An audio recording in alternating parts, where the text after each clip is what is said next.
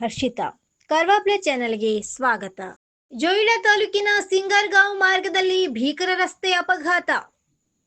ಜೋಯಿಡಾ ತಾಲೂಕಿನ ಸಿಂಗರ್ಗಾಂವ್ ಮಾರ್ಗದಲ್ಲಿ ಭೀಕರ ರಸ್ತೆ ಅಪಘಾತ ಸಂಭವಿಸಿದ್ದು, ಟ್ರಕ್ ಚಾಲಕ ಗಂಟೆಗಟ್ಟಲೆ ವಾಹನದಲ್ಲಿ ಸಿಲುಕಿಕೊಂಡ ಘಟನೆ ಜೋಯಿಡಾ ಜಗಲ್ಬೆಟ್ನಿಂದ ದಾಂಡೇಲಿಗೆ ಸಂಪರ್ಕಿಸುವ ಸಿಂಗರ್ಗಾಂವ್ ರಸ್ತೆ ಮಾರ್ಗದಲ್ಲಿ ನಡೆದಿದೆ. ಅಪಘಾತಕ್ಕೆ ಒಳಗಾದ ಟ್ರಕ್ ಗೋವಾದಿಂದ ದಾಂಡೇಲಿಗೆ ಬರುತ್ತಿದ್ದ ವೇಳೆ ಎದುರಿನಿಂದ ಬಂದ ವಾಹನವನ್ನು ತಪ್ಪಿಸಲು ಹೋಗಿ ನಿಯಂತ್ರಣ ತಪ್ಪಿ ರಸ್ತೆ ಬದಿಯ ಮರಕ್ಕೆ ಡಿಕ್ಕಿ ಹೊಡೆದು ಪಲ್ಟಿಯಾಗಿದೆ. ಅಪಘಾತದಲ್ಲಿ ಚಾಲಕ ಶಾಹಿದ್ ನಾಯಕ್ ವಾಡಿ 24 ವರ್ಷ ಗಂಭೀರವಾಗಿ ಗಾಯಗೊಂಡಿದ್ದು, ಟ್ರಕ್ ಒಳಗೆ ಸಿಲುಕಿಕೊಂಡಿದ್ದ ಸ್ಥಳೀಯರು ಹಾಗೂ ರಕ್ಷಣಾ ಸಿಬ್ಬಂದಿ ಗಂಟೆಗಳ ಕಾಲ ಶ್ರಮಿಸಿ ಟ್ರಕ್ ಒಳಗಡೆ ಸಿಲುಕಿಕೊಂಡ ಚಾಲಕನಿಗೆ ಹೊರಗೆ ತೆಗೆದಿದ್ದಾರೆ. ಗಾಯಾಳುವನ್ನು ತಕ್ಷಣ 108 ಆಂಬ್ಯುಲೆನ್ಸ್ ಮೂಲಕ ರಾಮನಗರ ಸರ್ಕಾರಿ ಆಸ್ಪತ್ರೆಗೆ ಸಾಗಿಸಲಾಗಿದೆ. ರಾಮನಗರ ಪೊಲೀಸ್ ಠಾಣೆಯಲ್ಲಿ ಪ್ರಕರಣ ದಾಖಲಾಗಿದೆ. ಉತ್ತರ ಕನ್ನಡದಲ್ಲಿ ಅರಣ್ಯವಾಸಿಗಳ ಹಕ್ಕು ಹೋರಾಟ, ತೀವ್ರ ಕಾನೂನು ಜಾಗೃತಿ ಜಾಥಾ ಭಟ್ಕಳದಲ್ಲಿ ಆರಂಭ. ಕಾರವಾರ. ಅರಣ್ಯ ಹಕ್ಕು ಕಾಯ್ದೆ 2006 ಅಡಿಯಲ್ಲಿ ಅರಣ್ಯವಾಸಿಗಳು ಸಲ್ಲಿಸಿದ್ದ ಅರ್ಜಿಗಳ ತಿರಸ್ಕಾರದಿಂದ ಜಿಲ್ಲೆಯ ಅರಣ್ಯವಾಸಿಗಳ ಬದುಕು ಇನ್ನಷ್ಟು ಕಠಿಣವಾಗುತ್ತಿರುವ ಹಿನ್ನೆಲೆಯಲ್ಲಿ ಹಕ್ಕುಗಳಿಗಾಗಿ ಹೋರಾಟ ಮತ್ತೆ ಭುಗಿಲೆದ್ದಿದೆ. ನ್ಯಾಯಾಲಯದ ಅರಣ್ಯವಾಸಿಗಳಿಗೆ ಜಾಗ ತೆರವು ಮಾಡಲು ನೋಟಿಸ್ ಬಿಡಬಾರದು ಎಂಬ ಸ್ಪಷ್ಟ ಆದೇಶ ಇದ್ದರೂ ಕೂಡ ಅರಣ್ಯ ಇಲಾಖೆ ಮತ್ತೆ ಜಾಗ ತೆರವು ನೋಟಿಸ್ ನೀಡುತ್ತಿರುವುದಕ್ಕೆ ಅರಣ್ಯವಾಸಿಗಳು ತೀವ್ರ ಆಕ್ರೋಶ ವ್ಯಕ್ತಪಡಿಸಿದ್ದಾರೆ. ಜಿಲ್ಲೆಯಲ್ಲಿ ಒಟ್ಟು 88,000 ಅರ್ಜಿಗಳಲ್ಲಿ 73,000 ಅರ್ಜಿಗಳು ತಿರಸ್ಕಾರಗೊಂಡಿದ್ದು, ಇದು ಅರಣ್ಯವಾಸಿಗಳ ಕೋಪಕ್ಕೆ ಕಾರಣವಾಗಿದೆ.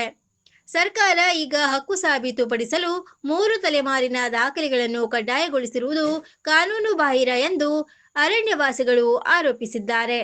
3 ತಲೆಮಾರಿನ ದಾಖಲೆ ಸಂಗ್ರಹಿಸುವುದು ಅರಣ್ಯ ಪ್ರದೇಶದ ಮೂಲವಾಸಿಗಳಿಗೆ ಬಹುತೇಕ ಅಸಾಧ್ಯವೆಂದು ಅವರು ತಳ್ಳಿ ಹಾಕಿದ್ದಾರೆ. ಕಾನೂನು ಜಾಗೃತಿ ಜಾಥಾ ಭಟ್ಕಳದಲ್ಲಿ ಭರ್ಜರಿ ಆರಂಭ. ಹಕ್ಕುಗಳಿಗಾಗಿ ಜನಜಾಗೃತಿ ಮೂಡಿಸುವ ಉದ್ದೇಶದಿಂದ ಭಟ್ಕಳದಲ್ಲಿ ಕಾನೂನು ಜಾಗೃತಿ ಜಾಥಾ ಪ್ರಾರಂಭಗೊಂಡಿದೆ. ಸಾವಿರಾರು ಸಂಖ್ಯೆಯಲ್ಲಿ ಅರಣ್ಯವಾಸಿಗಳು ಭಾಗವಹಿಸಿ ತಮ್ಮ ಹಕ್ಕುಗಳಿಗಾಗಿ ಘೋಷಣೆಗಳನ್ನ ಕೂಗಿದರು. ಜಾಥಾ 3 ದಿನಗಳ ಕಾಲ ಜಿಲ್ಲೆಯ ವಿವಿಧ ತಾಲೂಕುಗಳಲ್ಲಿ ಪ್ರಯಾಣಿಸುವುದು. ಕಾರವಾರದಲ್ಲಿ ಮಹಾಪ್ರತಿಭಟನೆ. ಜಾಥಾ ಅಂತಿಮ ದಿನವಾದ ಡಿಸೆಂಬರ್ 6ರಂದು ಕಾರವಾರದಲ್ಲಿ ದೊಡ್ಡ ಮಟ್ಟದ ಸಮಾವೇಶ ಹಾಗೂ ಹೋರಾಟ ನಡೆಯಲಿದೆ. ಹಕ್ಕುಗಳ ರಕ್ಷಣೆ ಹಾಗೂ ತಿರಸ್ಕೃತ ಅರ್ಜಿಗಳನ್ನು ಮರುಪರಿಶೀಲನೆ ಮಾಡುವಂತೆ ಒತ್ತಾಯಿಸಿ ಸರ್ಕಾರದ ಗಮನ ಸೆಳೆಯಲಿದ್ದಾರೆ. ಅರಣ್ಯವಾಸಿಗಳ ಬದುಕಿಗೆ ಹಕ್ಕು ಮುಖ್ಯವಾದರೂ ಸರ್ಕಾರದ ಕಠಿಣ ದಾಖಲೆ ಕ್ರಮ ಹಾಗೂ ಅರ್ಜಿ ತಿರಸ್ಕಾರಗಳಿಂದ ಹೋರಾಟದ ಜ್ವಾಲೆ ಮತ್ತಷ್ಟು ಉರಿದಿದೆ. ಕಾನೂನು ಜಾಗೃತಿ ಹೋರಾಟದ ಮೂಲಕ ಸರ್ಕಾರದ ಅನ್ಯಾಯ ಕ್ರಮಕ್ಕೆ ಸವಾಲು ಹಾಕಲು ಅರಣ್ಯವಾಸಿಗಳು ಸಜ್ಜಾಗಿದ್ದಾರೆ. ಟ್ರಕ್ ಬಾವಿಗೆ ಬಿದ್ದು ಅಪಾಯದಿಂದ ಪಾರಾದ ಚಾಲಕ, ಪ್ರಕರಣ ದಾಖಲು. ಭಟ್ಕಳ. ಕುಂದಾಪುರದ ತೆಕ್ಕಟ್ಟೆಯಿಂದ ಅಕ್ಕಿಯ ನುಚ್ಚು ತುಂಬಿಸಿಕೊಂಡು ಶಿಗ್ಗಾವಿಯ ಕಡೆಗೆ ಪ್ರಯಾಣಿಸುತ್ತಾ ಟ್ರಕ್ ಒಂದು ನಿಯಂತ್ರಣ ತಪ್ಪಿ ಬಾವಿಗೆ ಬಿದ್ದ ಘಟನೆ ವೆಂಕಟಾಪುರ ಸಮೀಪ ರಾತ್ರಿ ನಡೆದಿದೆ.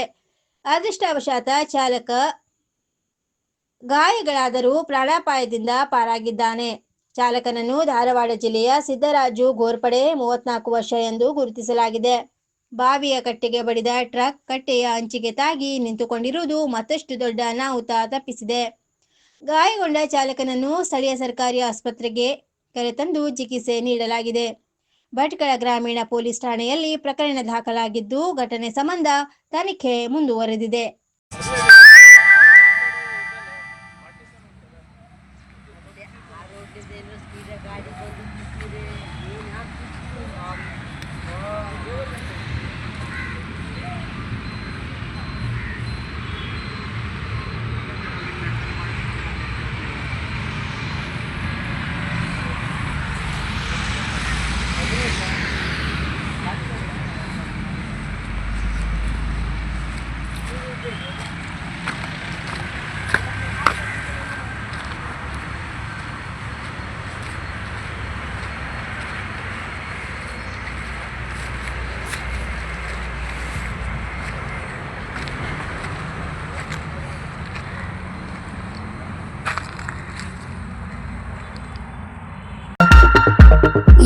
27 ವರ್ಷದಿಂದ ಗ್ರಾಹಕರ ವಿಶ್ವಾಸದಡಿಯಲ್ಲಿ ನರಸಿಂಹ ಮಾರ್ಕೆಟ್ ಕಾರವಾರ.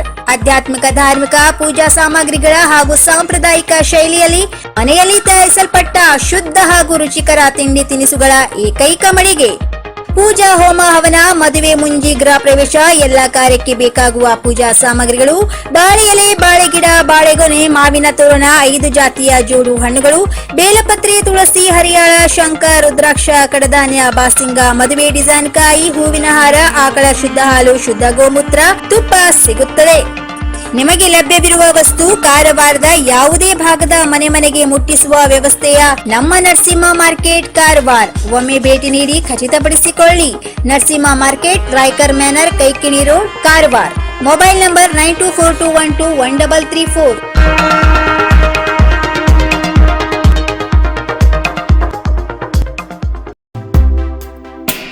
ಇನ್ನು ಮತ್ತಷ್ಟು ಸುದ್ದಿಗಾಗಿ ಕಾರವಾರ ಪ್ಲಸ್ ವೀಕ್ಷಿಸಿ. ಈ ವಿಡಿಯೋ ನಿಮಗೆ ಇಷ್ಟವಾದಲ್ಲಿ ಲೈಕ್ ಮಾಡಿ, ಶೇರ್ ಮಾಡಿ, ಸಬ್ಸ್ಕ್ರೈಬ್ ಮಾಡಿ. ಧನ್ಯವಾದಗಳು.